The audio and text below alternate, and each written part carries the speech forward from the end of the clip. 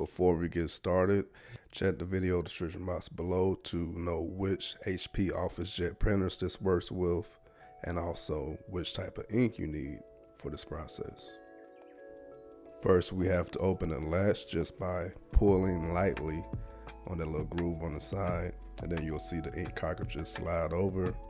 Now, it takes a little bit of pressure, you can use one finger and just press on the cartridges to release them, because it has a spring behind it. So once you press on it, it just pops out with that spring. I'm gonna show you one more time with another cartridge here. That's it.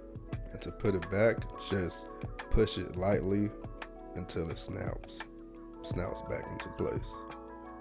And we're just doing the exact same thing with the new cartridge, but just make sure not to touch that shiny gold piece, because you could damage it if you touch it.